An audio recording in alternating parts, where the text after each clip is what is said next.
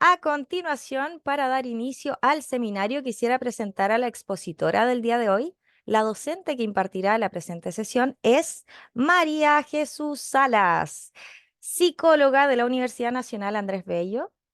Estudió un postítulo en psicología clínica, mención en psicodiagnóstico y evaluación forense en la Universidad del Desarrollo. Lleva 12 años de trabajo en el Centro de Asistencia a Víctimas de Agresiones Sexuales, CABAS, de la PDI, reparación. 20 años de experiencia en intervenciones con víctimas de agresiones sexuales en múltiples contextos, tales como consulta particular, PRM, residencias, consultorios y COSA. Entonces, le vamos a dar el paso a María Jesús para que inicie su presentación.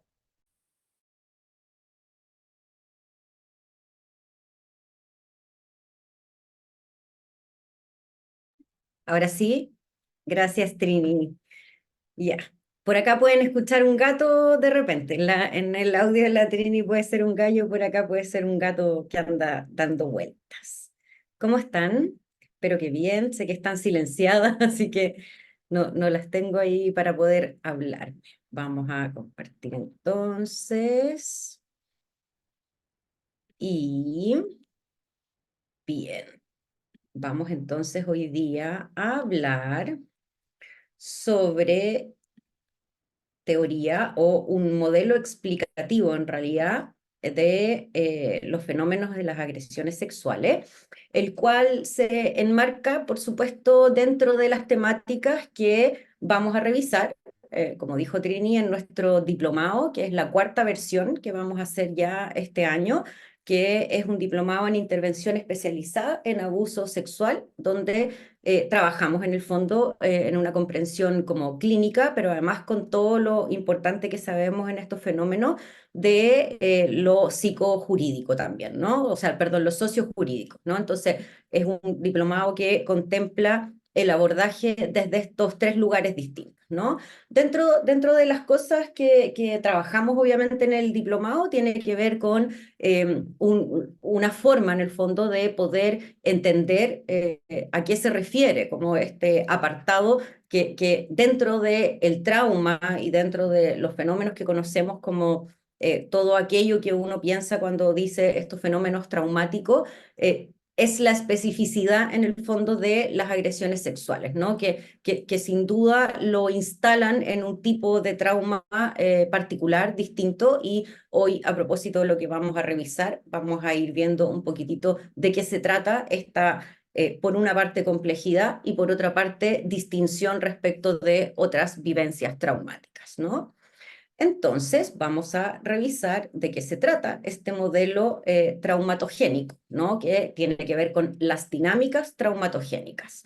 Este modelo traumatogénico de las agresiones sexuales, por supuesto, es creado por unos autores de apellido Finkelhor y Brown, que seguramente los que trabajan en la temática o que conocen algo, aunque sea poco, habrán seguramente escuchado mucho de ellos. Y este modelo es un modelo que es muy utilizado en nuestro país, tanto para la conceptualización del fenómeno, o sea, como para poder entender de qué se trata este fenómeno, de cómo lo hablamos, ¿no? De cómo lo compartimos con otros colegas y con otras personas, así también como para la elaboración de poder desarrollar estrategias de afrontamiento,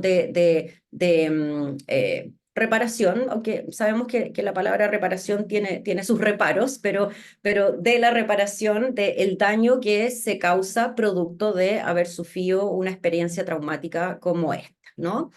Este modelo entonces lo que hace es que propone cuatro factores.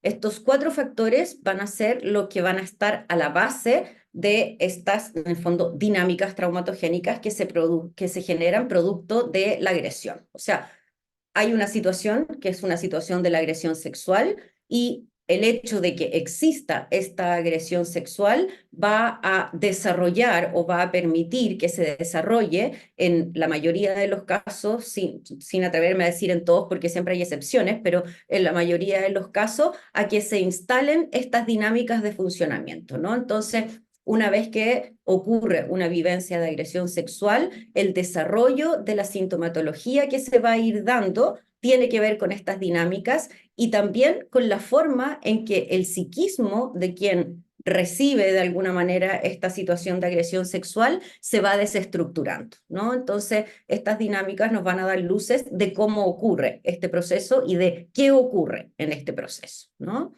Estos autores entonces sostienen que estas dinámicas, las traumatogénicas, no van a ser exclusivas de las agresiones sexuales, sino que hay algunos síntomas o hay algunas cosas de ellas que pueden ocurrir en otros cuadros. Sin embargo, la conjugación de estas cuatro dinámicas es lo que hace que el abuso sexual sea único dentro de los fenómenos traumáticos, ¿no? O sea, cuando encontramos la conjunción de estas cuatro dinámicas, que es muy común en las agresiones sexuales, vamos a tener la particularidad de lo que significa la consecuencia de una experiencia de transgresión en la esfera de la sexualidad para esa persona que ha vivido una situación traumática, ¿no? ¿Qué hacen o qué pasa en el fondo cuando se instalan estas dinámicas? Estas dinámicas lo que hacen es que van a ir alterando, los autores dicen, la orientación emocional y cognitiva de la víctima hacia el mundo y van a crear una distorsión del autoconcepto y una distorsión también de la percepción del mundo en el que vive esta persona y también una distorsión de su capacidad afectiva y por lo tanto, obviamente, de su capacidad vincular. O sea, cuando ocurre una situación de agresión sexual, lo que vamos a tener es que va a haber una desorganización, desestructuración, una alteración en un nivel bastante amplio y bastante significativo del funcionamiento de ese ser humano, ¿no? Que en el fondo es algo que tenemos que saber al momento en que recibimos un paciente con estas características, porque ya vamos a tener la información de que es muy probable que esa persona que tenemos sentada adelante tenga alguna de estas características que conversamos, ¿no? Si bien cada una de las distintas de las distintas dinámicas traumatogénicas presenta una serie de síntomas, o sea, por cada una de ellas se asocian una serie de síntomas, algunas de estos síntomas pueden deberse también a la presencia de una o más de una de estas dinámicas, ¿no? En algunos casos vamos a ver con mucha claridad la presencia de alguna de ellas, en otros casos va a resaltar mucho más una que otras, en otros casos vamos a ver que hay dos, tres, pero generalmente lo que ocurre es que cuando empezamos a conocer más en profundidad a quién es este paciente o quién es esta persona que tenemos delante, nos vamos a dar cuenta que es muy probable que en distinta intensidad encontremos la participación o no sé si participación es la palabra técnica precisa, pero la participación de estas cuatro dinámicas, ¿no? Entonces, tenemos claro que el abuso sexual lo que va a producir es una alteración en estas áreas que nombramos al principio de esta diapositiva y que eso se va a traducir en una serie de sintomatología asociada a estas cuatro dinámicas, ¿no? Vamos a ver a continuación entonces cuáles son estas cuatro dinámicas que describen estos autores y que además es interesante, como a lo mejor yo soy probablemente más vieja, se me va a caer el carnet un poco con esto, pero si pensamos en 1985, no es un momento histórico que esté tan atrás en el tiempo, ¿no? Entonces, para que tengamos la idea en el fondo de cuándo, ¿no? Se ha empezado a trabajar, pensar, armar teoría respecto de estos fenómenos que han ocurrido desde siempre, pero que no es una teoría tan antigua, ¿no? Como, o sea, no se habla tanto de estos fenómenos hace tanto tiempo, ¿no? Entonces, es interesante también pensar un poco en eso. Bueno, nuestra primera dinámica traumatogénica es la que los autores definieron como la sexualización traumática, ¿no? Antes de ver en el fondo un poco sobre ella, quizás es interesante como mencionar que probablemente esta es la dinámica que permite en distintos contextos, estoy pensando como en contextos de otros colegas psicólogos, pero también estoy pensando en los colegios, en distintas instituciones o incluso en la casa, en el contexto familiar.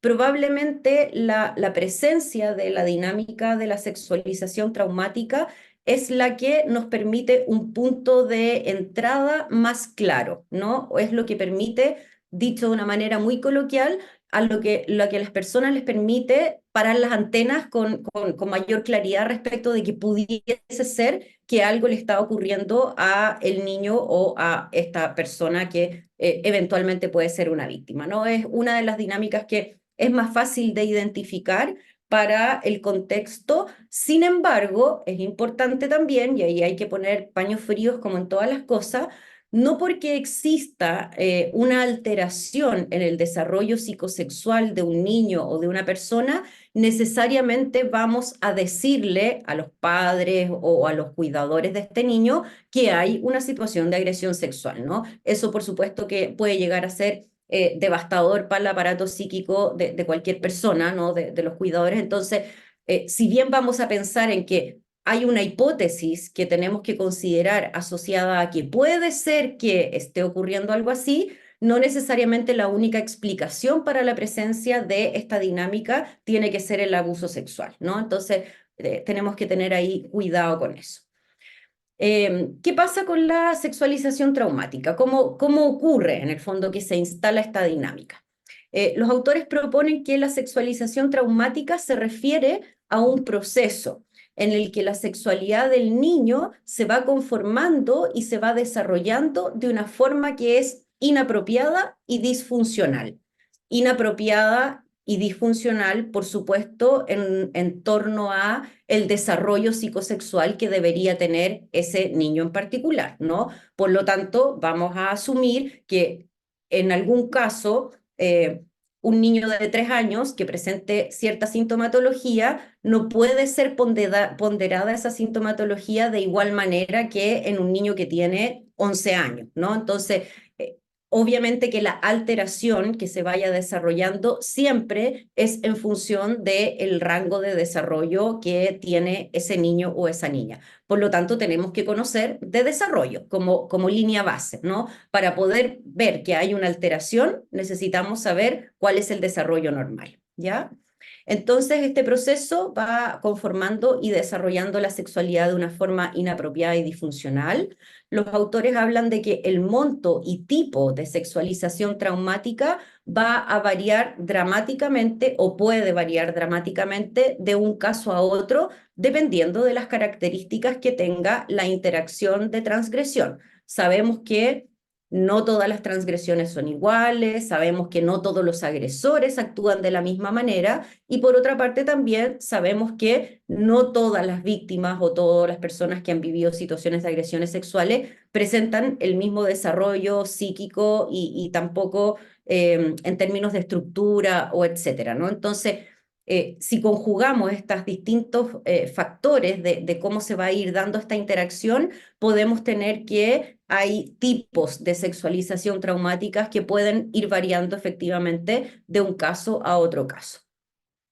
Esta sexualización traumática, por ejemplo, a propósito de qué se instala, por ejemplo, puede ocurrir cuando el agresor recompensa repetidamente la conducta sexual del niño. O sea, si tenemos un agresor que quiere obtener en el fondo una interacción sexual, ese agresor puede hacer ciertas cosas, como por ejemplo el compensar, ¿no? Como el premiar, que no necesariamente tiene que ser un premio tan burdo, generalmente no lo es, no es que yo te premio por esto que estás haciendo, sino que se lo instala en un lugar de un niño especial, un niño al que no se le pone tanto límite, un niño al que se le hacen muchos regalos, un niño al que se le hacen regalos caros, un niño al que se le demuestra afecto de manera a lo mejor un poco más exagerada que al resto de los otros niños, ¿no? La compensación va a través de eso.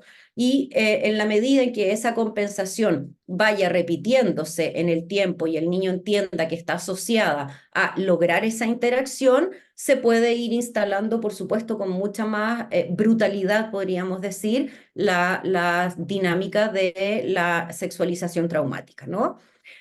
Obviamente, esa interacción que el agresor quiere lograr es inapropiada para el nivel de desarrollo que tiene el niño, como lo comentábamos hace un ratito.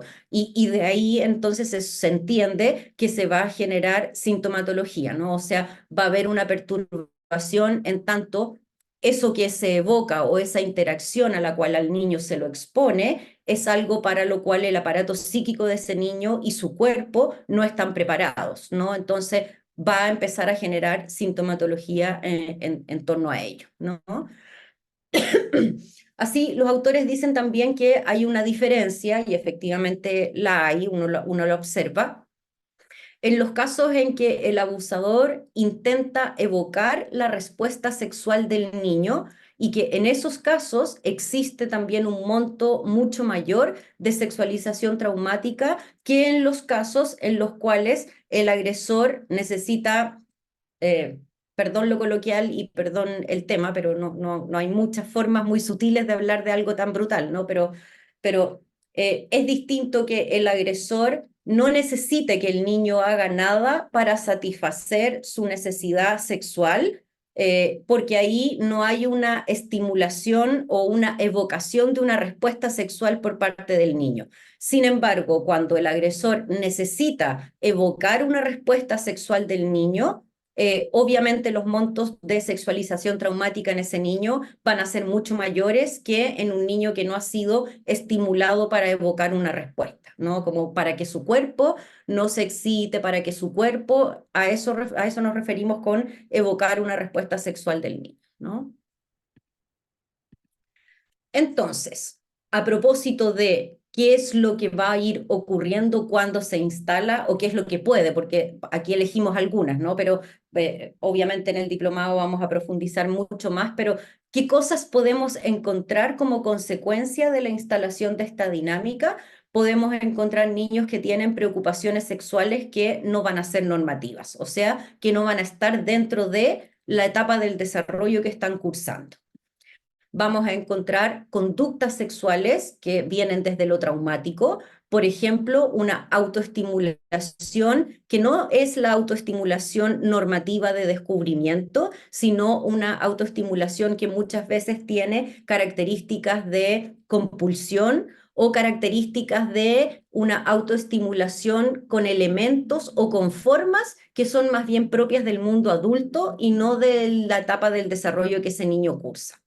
Vamos a encontrar juegos asociados también a temas sexuales, pero que tienen un contenido que escapa a la norma del desarrollo de ese niño y también que muchas veces escapa también a la frecuencia, ¿no? Como que vamos a tener niños que quieren permanentemente jugar a este tipo de cosas, entonces aquí la compulsión ocupa un lugar central en tanto tiene que ver también con lo traumático. Tenemos que recordar aquí que lo traumático en general tiene que ver también en alguna medida con el no poder procesar aquello que está ocurriendo. O sea, aquello que ocurre es tan devastador y es tan más grande que lo que mi aparato psíquico puede tramitar, que no lo logro tramitar. Y cuando no lo logro tramitar, entonces lo repito, lo repito, lo repito, como una necesidad de poder manejarlo, ¿no? Eso tiene que ver mucho con lo traumático y por lo tanto la compulsión de estas conductas en estos casos tienen que ver y se asocian con lo traumático, ¿no? Vamos a tener también niños que tienen interés y conocimiento inadecuado para el desarrollo, o sea, que van a preguntarnos o van a comentar o van a querer saber sobre cosas que tienen que ver más con información que manejan los adultos que información que podrían manejar los niños, ¿no? O sea, dicho también de una manera simple y de nuevo, perdón, pero no hay forma de hablar de otra manera de este tema, no vamos a tener niños que no nos van a preguntar, por ejemplo, cómo es que nacen las guaguas, ¿no? Sino que vamos a tener niños que nos van a preguntar por ejemplo, sobre el sexo oral, ¿no? Como contenidos que es propio del mundo adulto y que un niño no tiene por qué saber que existe esa posibilidad, ¿no? Entonces, el interés y el conocimiento va a ser atravesado por el mundo, por la sexualidad del mundo adulto. a raíz también de lo traumático, que se generan ciertas alteraciones, por supuesto, como lo hablábamos al principio, alteraciones de la percepción, alteraciones en la identidad, alteraciones en términos de transmitirle al niño ideas erróneas, etcétera, también puede haber muchas veces una confusión en la identidad sexual. Y es muy común que por un efecto traumático nos encontremos también con pacientes que han sido víctimas de situaciones de agresión sexual que dudan respecto de su identidad de género o también que dudan respecto de su elección de objeto de amor, ¿no? Entonces, muchas veces tenemos adolescentes que se preguntan si en realidad tendrán una identificación de género distinta a su biología, o por otra parte, dudan respecto de si en realidad me gustarán las mujeres o me gustarán los hombres a propósito de la experiencia que vivieron, ¿no? Pero uno lo logra ver no como algo constitutivo de la identidad que ha estado de manera permanente, sino como algo que más bien parece haber aparecido a propósito de este foco traumático, ¿no?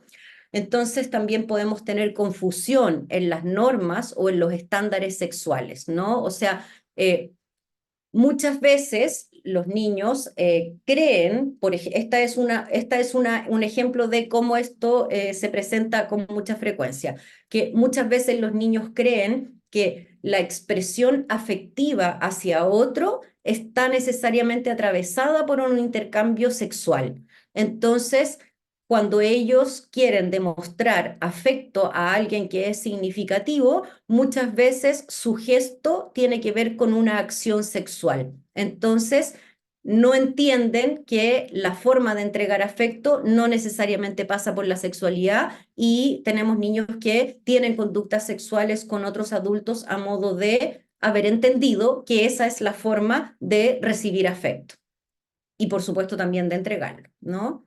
Por otra parte, vamos a ver también niños que a diferencia de tener la sexualidad y la genitalidad y todo lo que esto implica muy exacerbado y muy activado, muy estimulado, van a hacer un rechazo absoluto respecto de la sexualidad y todo lo que tenga que ver con el sexo, ¿no? Todo es cochino, todo es feo, es malo, es sucio, no quieren ver besos, no quieren ver gente que se saque la ropa, no quieren nada. Hay un rechazo respecto de eso. También, por supuesto, hay un rechazo de querer desvestirse delante de otro, que los bañen, que los aseen, etcétera, ¿no? Entonces, hay una connotación negativa hacia la sexualidad, ¿no? Entonces, estas pueden ser las consecuencias que podemos observar.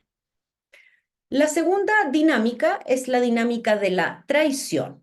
Esta dinámica se va a instalar cuando la víctima descubre que alguien de su vida, en el fondo alguien importante de quien él depende, generalmente figuras de cuidado, le ha causado daño. O sea, cuando se dan cuenta de que esa persona que se supone que tenía que yo confiar, que tenía que cuidarme, que tenía que ayudarme, que tenía que guiarme, me ha hecho daño, se instala una sensación que es la vivencia o esta dinámica de la traición.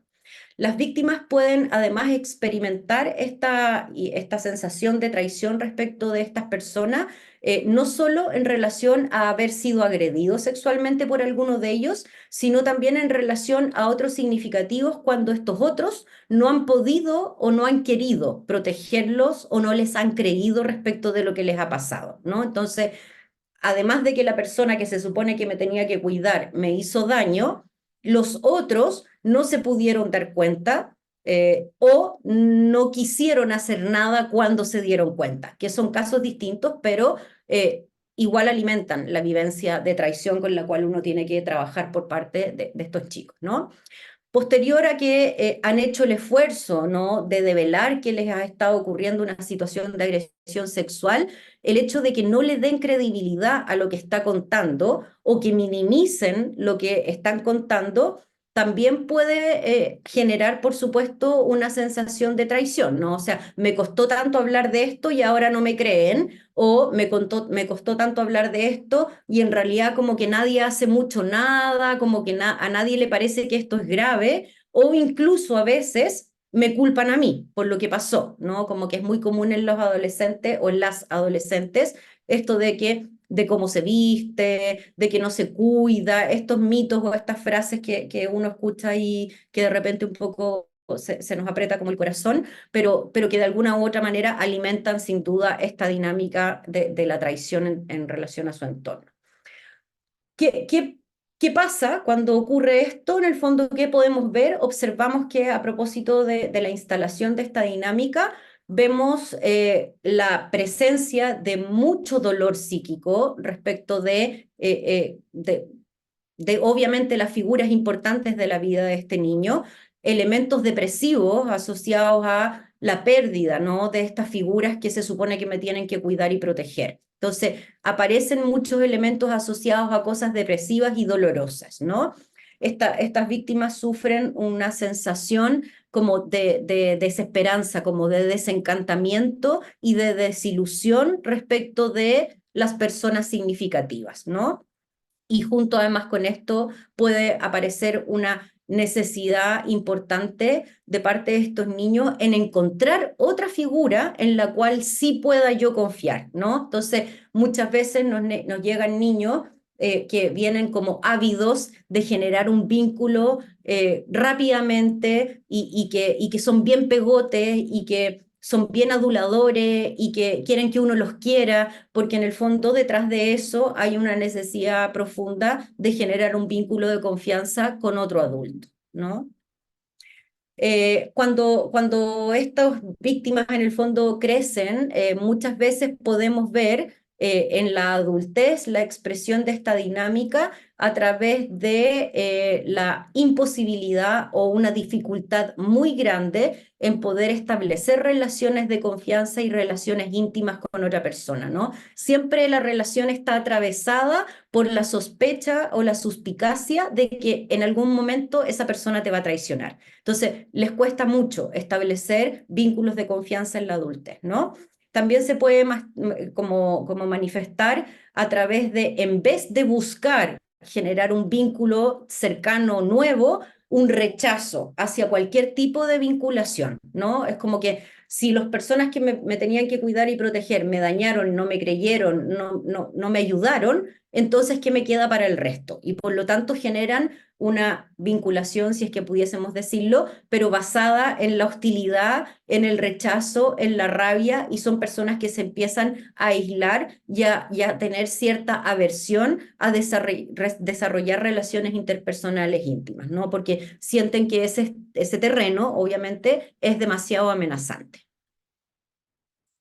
Nuestra otra dinámica que tiene que ver con la indefensión se instala cuando existen procesos en los cuales la voluntad, los deseos y el sentido de eficacia del niño son continuamente contravenidos. Esto quiere decir de que, en el fondo, el agresor lo que hace de alguna u otra manera, aunque el niño no lo entiende así, pero nosotros lo entendemos, es que transgrede, en el fondo, los límites corporales, también los límites psíquicos, eh, lo, lo, lo engatusa, podríamos decir también coloquialmente, lo engatusa para que acceda, pero también siempre coexiste con esta sensación de que a veces a los niños como que sí, les llama la atención, les gusta, incluso muchas veces buscan la interacción porque se activan zonas erógenas, por supuesto, en el cuerpo,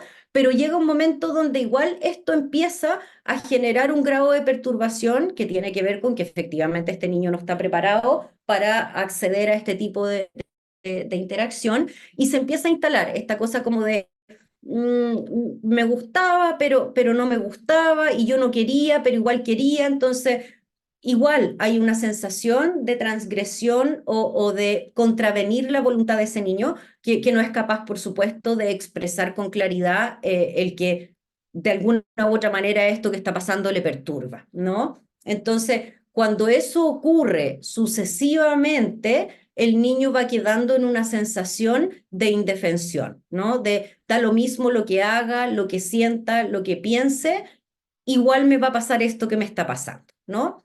Un tipo básico de indefensión, dicen los autores, ocurre cuando el abuso sexual, en el fondo, como lo que hablábamos antes, tanto el territorio corporal del niño cómo el territorio psíquico son invadidos contra su voluntad de manera sucesiva, como repetida en el fondo, ¿no? Esta dinámica, además, si existe coerción por parte del agresor o manipulación, que puede tener que ver con, si tú no haces esto, yo voy a matar a tus papás. O si tú no haces esto, yo le voy a hacer lo mismo a tu hermano más chico. Si tú no haces esto, o si tú hablas incluso, vamos a irnos presos los dos.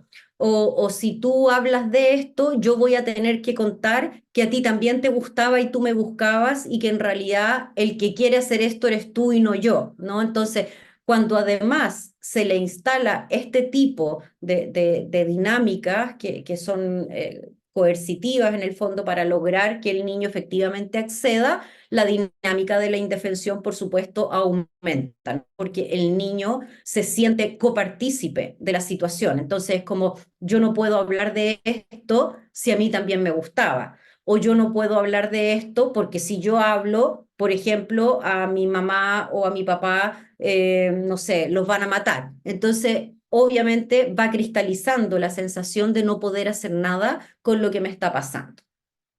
La indefensión también, por supuesto, es reforzada cuando la víctima ve que sus intentos de detener el abuso son frustrados. Con esto no decimos que todas las víctimas puedan tener gestos que van en la línea de poder detener el abuso, porque tampoco queremos cargar a la víctima y entendemos que es un fenómeno. O sea, cuando una víctima está siendo agredida sexualmente, se echan a andar cosas de procesos que hoy sabemos a propósito de todo el neurodesarrollo y neurobiología, donde muchas veces, como la parálisis, por ejemplo, es un mecanismo de defensa destinado a el mantenerme vivo, ¿no? Como una cosa muy animal, en el fondo, como casi como hacerme el muerto, ¿no? Entonces, quedan paralizados o no pueden hacer nada. Con esto, obviamente, no esperamos bajo ninguna circunstancia que la víctima sea quien debe parar esta situación. Pero en muchos casos, muchos de los niños o adolescentes o adultos, uno logra hablar con ellos y ellos logran decir ciertas cosas que ellos intentaron hacer para poder parar esta situación. Lo que en el proceso de terapia nosotros, por supuesto, tenemos que rescatar, porque es un tremendo valor el haber intentado hacer algo por muy ridículo incluso que a veces a uno le pueda parecer ese gesto, pero es un intento de, ¿no? Entonces uno trabaja también con eso, ¿no? Pero a pesar de que muchas de ellas intentan hacer cosas, obviamente frente a la situación que están viviendo, es muy poco probable que logren zafar de la dinámica que se está instalando y de la agresión sexual. Entonces, cuando ocurre que estas víctimas han intentado además como detener la situación y no lo logran, la sensación de indefensión, por supuesto, que también va acrecentando, ¿no? Después, además de haber logrado con todo esto develar lo que está pasando y abrir esta situación, cuando no se les cree o cuando se le baja el perfil, igual como lo hablábamos antes, o no hay una respuesta destinada a la protección o al creer o al hacer denuncias o a llevarlo a algún lugar para que ese niño sea atendido por un especialista, sea evaluado, la sensación de indefensión también crece, ¿no? O sea, logré pasar por todas las etapas que previas en el fondo de sentir que no podía liberarme de esto, sentir que si hablaba me iban a echar la culpa o iban a pasar cosas malas, sentir que la responsabilidad de lo que está pasando es mío, pero llego a un punto donde no puedo tolerarlo, tanto así que abro la situación, la develo, y después de todo ese esfuerzo no se me cree o no se hace lo que se tiene que hacer, entonces la sensación de indefensión es brutal, ¿no? Que es como quedar en un abandono absoluto, ¿no? Entonces, a propósito de poder observar esta dinámica en los pacientes, vamos a ver pacientes que efectivamente tienen instalado un funcionamiento ansioso.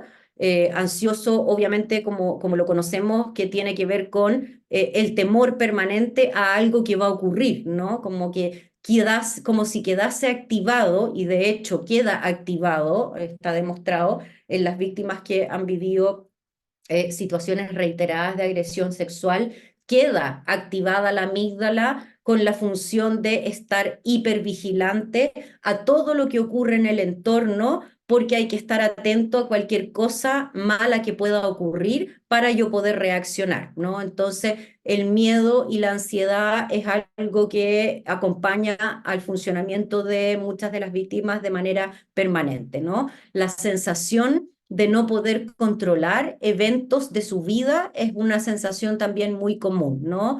Y que muchas veces uno la puede encontrar en los adultos, ¿no? Que adultos hipervigilantes, adultos que necesitan controlarlo todo, adultos que tienen la sensación permanente de que algo malo va a pasar y que tienen que protegerse a ellos y proteger a su entorno. Entonces hay un funcionamiento que a la base tiene el miedo y la ansiedad como un mecanismo permanente de funcionamiento, ¿no?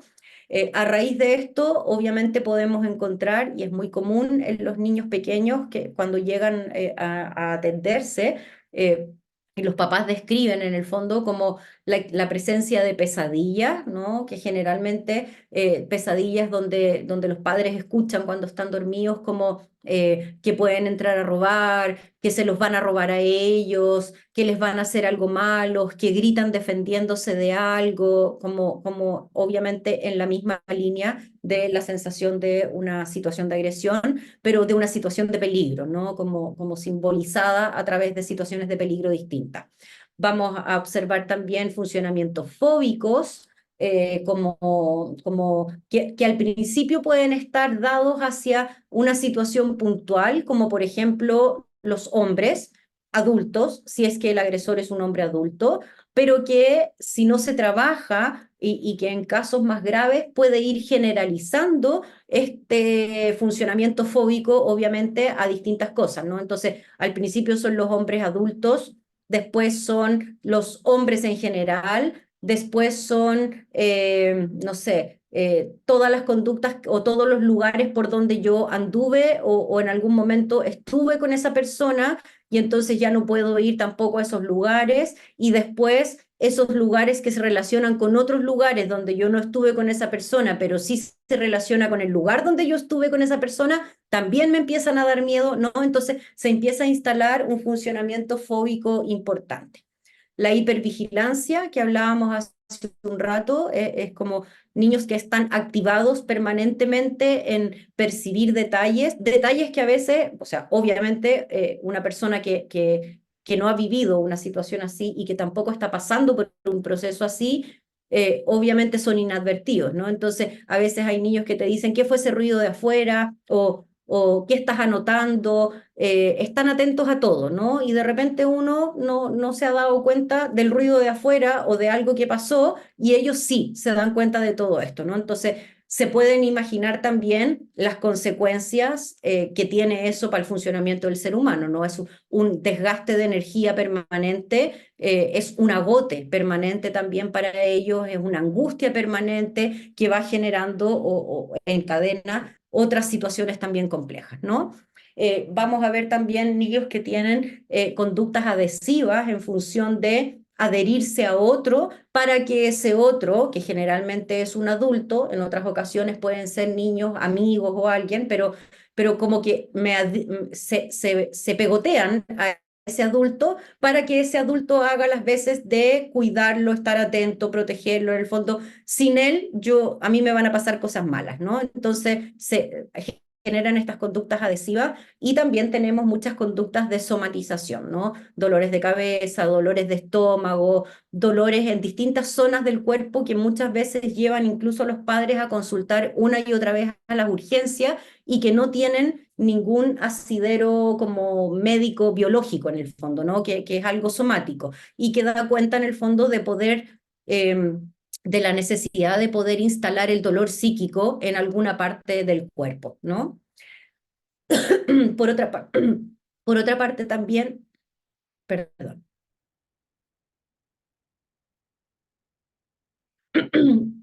por otra parte también podemos ver en estos niños, en estas personas, una merma, como una disminución en el sentido de eficacia y de las habilidades, ¿no? Empiezan a sentir que obviamente no pudieron parar, no pudieron hacer nada para evitar, no pudieron, y eso se empieza a generalizar en su vida. Es como, no soy bueno para esto, me va mal en esto otro, es que no tengo las habilidades para hacer esta otra cosa, entonces la autoestima también termina como deteriorándose en función de sentir que no pueden lidiar con las cosas, que no pueden controlar nada, ¿no? Como que no son competentes para nada.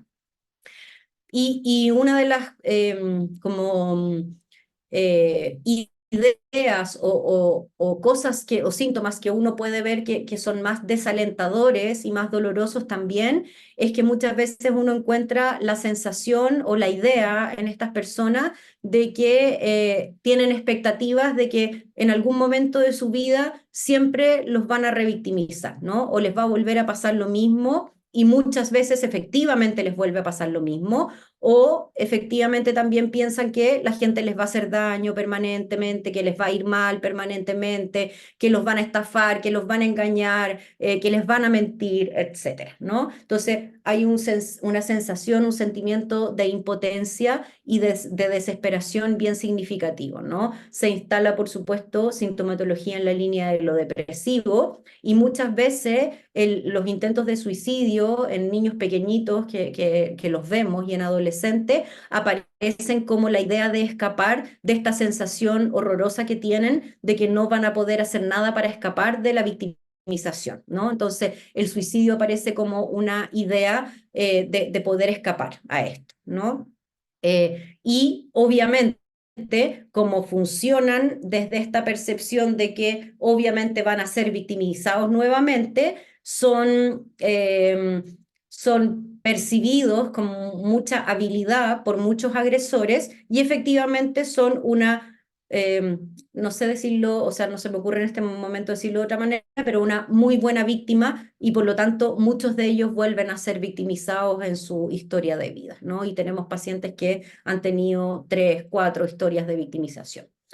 Eh, Además pueden presentar, como en el otro polo un poco, la necesidad intensa e inusual de controlar o de dominarlo todo, ¿no? Como esta sensación de que no pude hacer nada frente a esto, bueno, entonces ahora lo que yo tengo que hacer es controlar todo en mi vida y tratar de que todo esté dominado dentro de las posibilidades que tengo. Entonces se convierten en personas que son extremadamente controladoras y dominadoras de todo, ¿no? Del tiempo, de las personas, de los espacios, etcétera.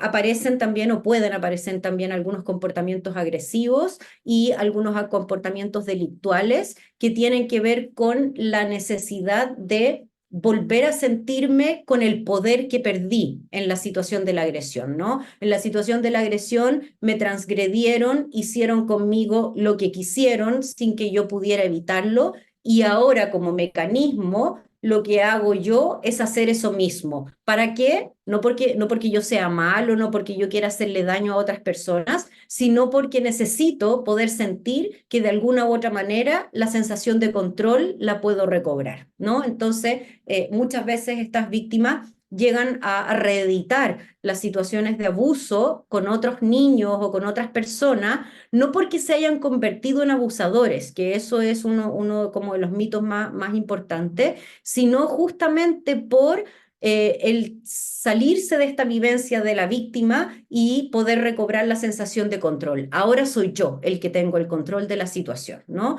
Y existe este mecanismo en las agresiones sexuales que se llama identificación con el agresor, que tiene que ver con esto, ¿no? Con esta idea de poder recobrar el control que perdí. Y finalmente, la cuarta dinámica tiene que ver con la estigmatización.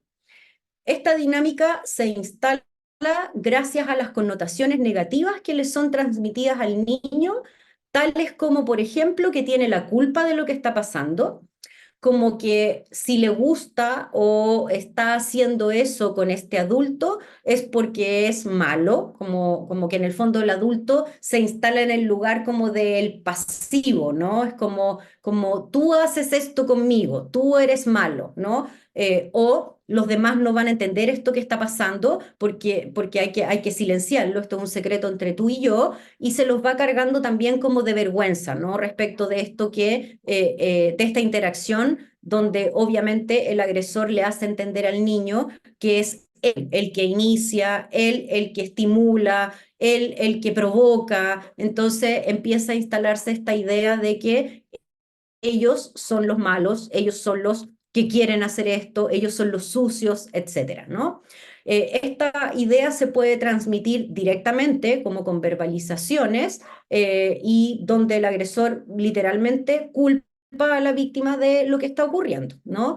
Pero esta estigmatización obviamente puede ser reforzada por actitudes, frases, ideas que puede escuchar de parte de la comunidad en la cual se rodea, de parte de su familia, en la televisión, etcétera, a través de mensajes que solemos escuchar, que son aquellos que nos aprietan el corazón, como decíamos, donde, por ejemplo, a las mujeres o a las víctimas uno suele escuchar más de lo que uno quisiera, como de pero mira cómo andaba vestida, pero qué hacía esa niñita a las 2 de la mañana, sola en la calle, o pero mira cómo estaba borracha, había tomado, se estaba entregando en bandeja.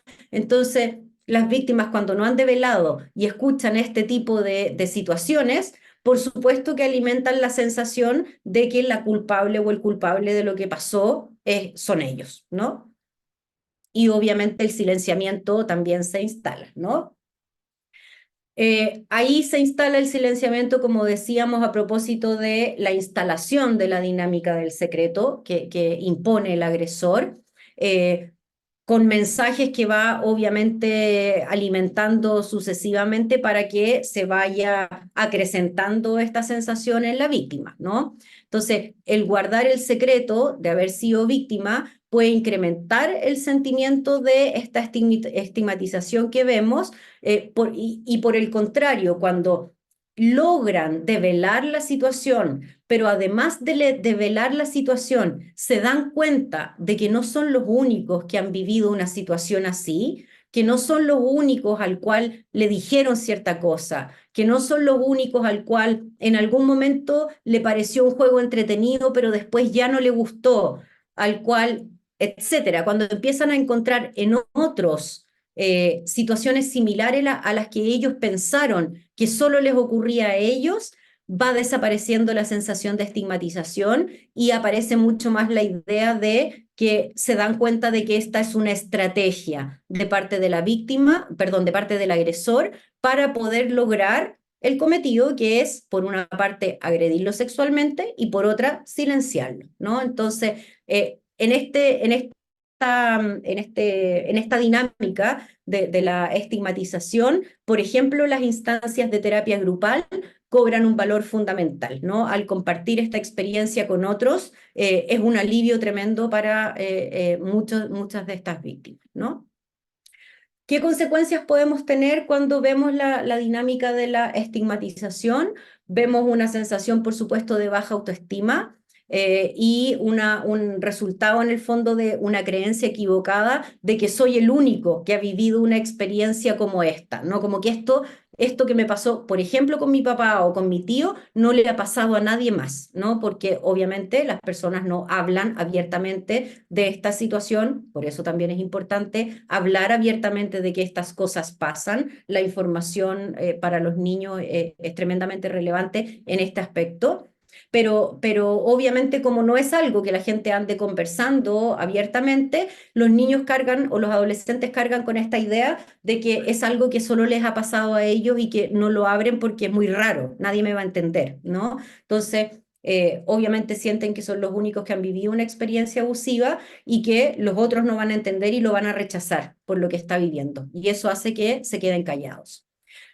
También gracias a la presencia de esta dinámica vamos a ver a personas que empiezan a aislarse del resto del mundo, ¿no? A aislarse bajo la idea de que no me van a entender, pero también a aislarse bajo la idea de que se van a dar cuenta de que algo me pasó. En las adolescentes es muy común y es muy peculiar en el fondo esto que ocurre, de que tienen la sensación de que solo porque alguien las mire, se van a dar cuenta de que fueron abusadas sexualmente, ¿no? Entonces empiezan a taparse, empiezan a cubrirse la cara, porque tienen la sensación de que solo con mirarlas el resto se va a dar cuenta, ¿no? Esa es una sensación muy propia de la estigmatización. A propósito de poder lidiar con esto también, muchas veces las víctimas desarrollan consumos excesivos de alcohol o de droga que los utilizan en el fondo como un ansiolítico, como para poder calmar obviamente estas vivencias. Pueden también implicarse en actividades como delictuales o criminales, o muchas veces también tenemos a chicas que se implican en explotación sexual comercial, ¿no? Como bajo esta misma dinámica de ahora en el fondo ellas creen, ¿no? Como en el fondo es yo decido, ¿no? Como con quién me acuesto, yo decido, yo cobro, yo tengo el poder, ¿no? Como que un poco esa es la sensación a la base que tienen cuando entran en esta explotación sexual comercial. Y también a propósito de la desesperación de vivir y lidiar con esta vivencia y con todas las otras que hemos visto, también aparecen comportamientos autodestructivos e intentos de suicidio como para poder dejar de sentir o escapar a esto que está ocurriendo, ¿no? Bien, entonces esas son como las cuatro dinámicas en el fondo que explican estos autores de qué es lo que puede ir ocurriendo, que nos da una idea de qué es lo que vamos a ir encontrando y por qué es que vamos encontrando, ¿no? Como que nos ayuda a poder entender los síntomas que vemos en nuestros pacientes y poder entender ese síntoma con qué se relaciona, ¿no? Como poder hacer un cuadro más explicativo, comprensivo de la vivencia y de la dinámica que se ha ido instalando, ¿no? Y como les decía al comienzo, por supuesto que vamos a poder profundizar de este modelo y de las consecuencias, los síntomas, cómo evaluarlos, cómo trabajarlos, qué decisiones legales tomar, qué decisiones sociales tomar, con quién trabajar cuando puedan participar en nuestro diplomado, donde vamos a ir haciendo un análisis mucho más acucioso, más profundo, así que los dejamos absolutamente invitados. Eso. Ya, Trini. Genial, entonces estaba leyendo ahí algunos comentarios en el chat tan fascinados, fascinadas, y yo me incluyo, ¿ah? Pero maravilloso. Les damos Gracias. entonces, sí, tremenda expositora. Les damos las gracias entonces por su participación en el seminario de hoy y nos gustaría saber si acaso tenemos dudas. A ver, tenemos una manito levantada de Yamilet Cortés. Tenemos también a Gabriela Pérez y tenemos a dos personas más y más personas. Así que ya, ¿por dónde empezamos? Tú cortas, tú cortas. Ya, ya, Milet, vamos a iniciar entonces, mi amor. Póngale. Buenas, ¿me escuchan? Sí, mi amor. Perfecto, Ya. Yamilet. Buenas noches. Primero agradecer la presentación, muy bueno el seminario, muy bien explicado. Quería hacer una consulta. ¿Qué pasa cuando un menor de edad replica estas conductas con otro menor de edad? ¿Cómo se le explica al menor de edad como con el que replicaron las conductas esta situación en el fondo? Ujú.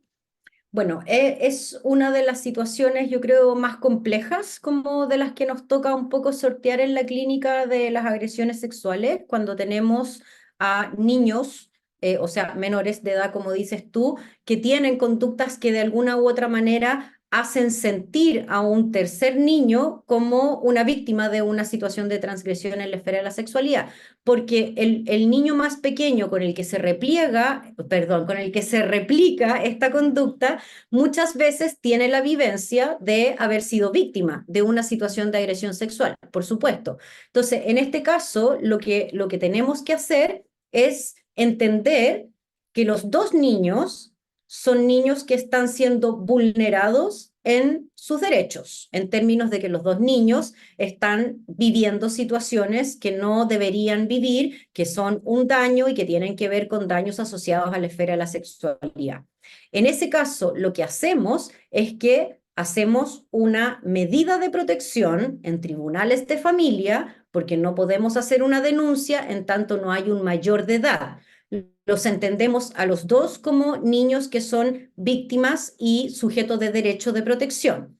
Hacemos una medida de protección en tribunales de familia donde sindicamos que están estos dos chicos siendo vulnerados desde estos distintos lugares y solicitamos que ambos niños vayan a procesos de evaluación y terapéuticos destinados a poder, por una parte, restituir la sensación de bienestar en el niño que fue victimizado por el otro niño y en el niño que fue, entre comillas, el que victimizó a este otro niño, por una parte, para poder entender si a ese niño le habrá pasado algo y esto es una repetición o una situación traumática que esté repitiendo, o para poder dilucidar de dónde viene esta conducta, porque claramente es una conducta que no corresponde y entonces tenemos la posibilidad de que ese niño vaya a una terapia de reparación si es que ha sido víctima y se entiende su conducta como una expresión sintomatológica, o a un programa PAS, que es un programa de menores infractores, donde se trabaja con los niños para que puedan modificar este tipo de conductas asociadas a que no se instale un funcionamiento abusivo y no se instale en el fondo a que este niño se convierta efectivamente en un agresor. Entonces, hay que trabajarlo con los dos niños desde garantizar que ambos tengan la atención necesaria.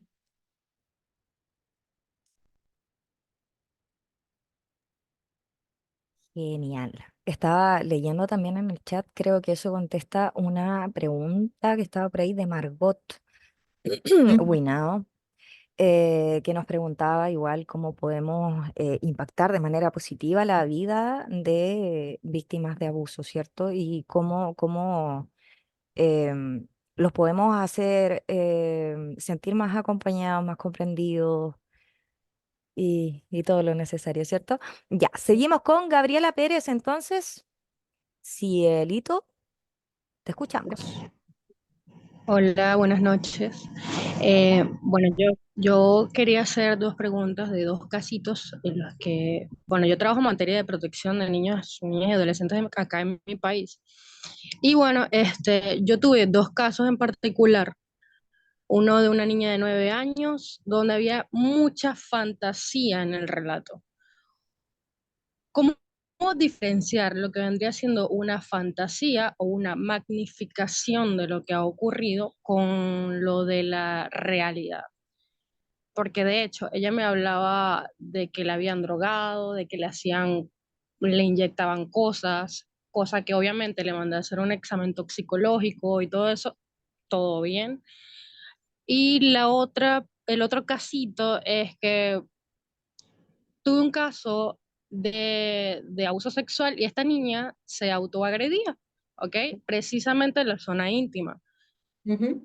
Así mismo hacía con otros niños. Ahora, yo una vez le pregunté a otro psicólogo como para indagar más sobre qué tenía que hacer en este tipo de situaciones y me dijeron que todos los casos que vienen por abuso sexual deben ser remitidos a una evaluación psiquiátrica, sea la edad que sea. Ahora, ¿qué tan cierto es eso? Esas son mis dos preguntas. Ujú.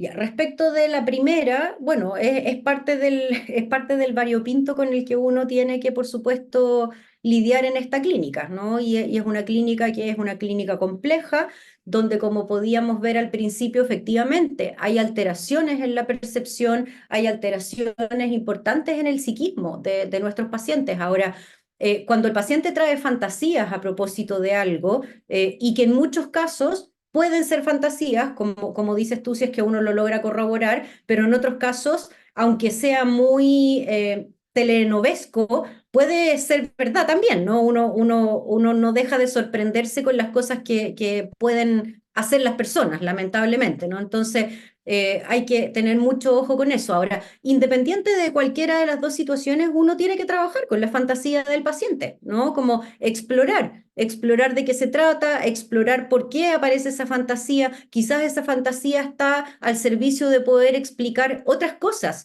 que ese paciente no puede explicarse de otra manera, ¿no? Quizás ese paciente rellena con fantasía huecos o espacios que le son intolerables traer a su conciencia. Entonces quizás la fantasía está jugando un rol fundamental en poder permitirle tolerar, aunque incluso la fantasía sea terrible, ¿no? Entonces uno tiene que entrar a trabajar con la fantasía de ese paciente. Ahora, lo que uno no puede hacer de buenas a primeras sin conocerlo y sin tener un tiempo de terapia y trabajando sin saber quién es ese paciente, es confrontar la fantasía, ¿no? Como que uno tiene que entrar a trabajar en la fantasía con el paciente y después iremos viendo con qué se llena o qué se deshace o qué sale o qué entra en lugar de esa fantasía, ¿no? Entonces hay que de alguna u otra manera entrar en el juego de la fantasía para explorar el psiquismo del paciente.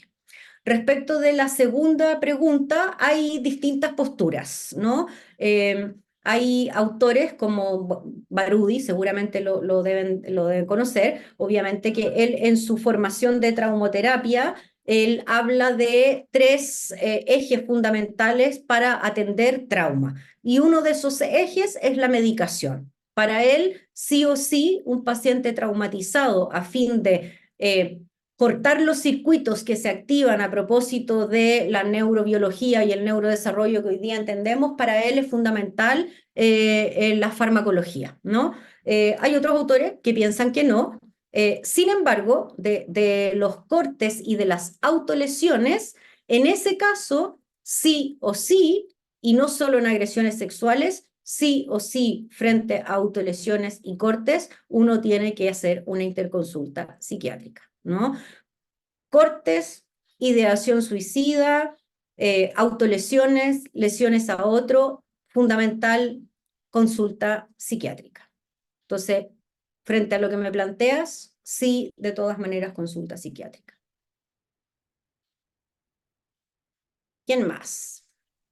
Genial, tenemos más palabritas y también he estado chequeando, el chat está pero llenísimo, muchas flores para la expositora, obviamente, y tenemos dudas como la siguiente de Scarlett. ¿Cuáles serían las mejores actividades o talleres para niños, niñas, adolescentes con... se me ocurrió, a ver, momento. Me Bueno, imagino, me imagino que niños víctimas o pacientes víctimas en términos de lo que hablábamos de la estigmatización y las terapias de grupo, ¿no? cinema. Como cuáles son los mejores. Bueno, o sea, de partida la terapia de grupo que está armada, pensada, o sea, psicoterapia grupal para personas que han sido víctimas de agresiones sexuales, ¿no? Como que no es como no es un grupo, es psicoterapia grupal y que tiene características y que obviamente tiene que ser impartida por personas que se manejan en la temática para poder obviamente sacarle el provecho a la situación, ya que se imaginarán que pacientes tan graves, con situaciones tan graves, si no hay el manejo apropiado, se puede salir de control una situación grupal. Entonces, tiene que ser, obviamente, un grupo asociado a eso. Yo creo que saliéndonos de la psicoterapia grupal especializada para víctimas de agresiones sexuales o para, en el fondo, que sea especializada, si estamos pensando en un taller o en un grupo, puede ser un taller de cualquier cosa. Obviamente no vamos a hacer un taller corporal al tiro porque eso va a generar como es una apuesta demasiado compleja entrar por el cuerpo para las víctimas de agresiones sexuales. Entonces, si uno no conoce al paciente, el cuerpo no tiene que estar en juego tanto todavía, ¿no? Entonces, si vamos a hacer un taller, puede ser un taller de cualquier cosa, pero las personas que hagan ese taller tienen que estar capacitadas, por supuesto, para trabajar, comprender, entender qué es lo que va pasando en este taller y poder, en el fondo, tomar los contenidos que van saliendo y poder devolverlos, ¿no? Como, entonces, esas dos cosas, ¿no? Psicoterapia especializada en agresiones sexuales, grupal, y si es un taller de algo, tiene que ser manejado por personas que tengan expertise en el fenómeno para poder entender qué es lo que va apareciendo y cómo manejar la situación también. Nos están pidiendo la beca por ahí. Em, si bien ya completamos las tres preguntas, me gustaría agregar una que estaba por aquí en el chat, que no es una pregunta, sino más bien una solicitud de sus recomendaciones sobre lecturas para informarse más. Lecturas, hay miles, miles de lecturas. Están como los básicos, obviamente, que no podemos dejar afuera nunca, como Barudi, como Perrone, como Nanini, uy, es que se me vienen tantos, la Irene Intevi, o sea, literatura hay por montones, pero para empezar como con los básicos, bueno, Barudi, Perrone, Nanini, Intevi, por ahí, ¿no? Como que podríamos hacer un listado tremendo, pero con eso tienen un tremendo bagaje de literatura para poder encontrar. Ya, mi amor, muchísimas gracias. Entonces, para finalizar este seminario, nos vamos a quedar sorteando la beca, ¿cierto? Pero por ahora les agradecemos muchísimo su participación y, por supuesto, el de nuestra querida expositora María Jesús Salas, porque se lució, ¿verdad? Lo hizo Gracias. maravilloso. Ahí te están mandando muchos aplausitos, mi amor. Ya, Quiero ver, corazón, yo quiero ver me... para que sigamos Ah, profundizando. ya, ya, Sí, pues, genial. obvio, obvio.